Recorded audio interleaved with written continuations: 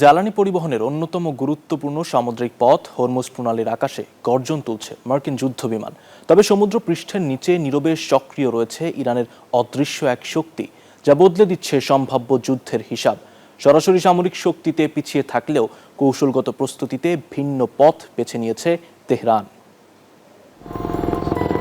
Hormuz প্রণালীতে যুদ্ধ বিমান ও Apache helicopter দিয়ে ইরানের স্পিডবোট ও অস্ত্রঘাটে লক্ষ্যবস্তু করছে যুক্তরাষ্ট্র। তেলবাহী জাহাজের উপর হামলা বন্ধ করে গুরুত্বপূর্ণ শিপিং লেন পুনরায় চালু করাই এর উদ্দেশ্য।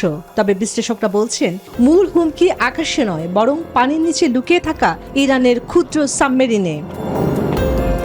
সরাসরি সামরিক শক্তিতে পিছিয়ে থাকলেও কৌশলগত প্রস্তুতিতে ভিন্ন পথ বেছে নিয়েছে তেহরান। ক্ষুদ্র সাবমেরিন, সমুদ্র মাইন এবং দূরপাল্লার ক্ষেপণাস্ত্রকে কেন্দ্র করে গড়ে তোলা হয়েছে প্রতিরোধ ব্যবস্থা, যা হরমুজ প্রণালীর মতো সংকীর্ণ কিন্তু অত্যন্ত গুরুত্বপূর্ণ নৌপথে বড় শক্তিগুলোকে সতর্ক থাকতে বাধ্য করছে। ইরানের ঘাদির ক্লাস মিজেট সাবমেরিন মাত্র 29 মিটার লম্বা, কিন্তু অগভীর পানিতে সহজে লুকিয়ে থাকতে সক্ষম। হরমুজ প্রণালীর গড় গভীরতা কম হওয়ায় এগুলো শনাক্ত করা অত্যন্ত কঠিন। এই সাবমেরিন থেকে উচ্চ গতির টর্পেডো ছোড়া এবং রাতের অন্ধকারে গোপনে মাইন পাতা দুটোই সম্ভব।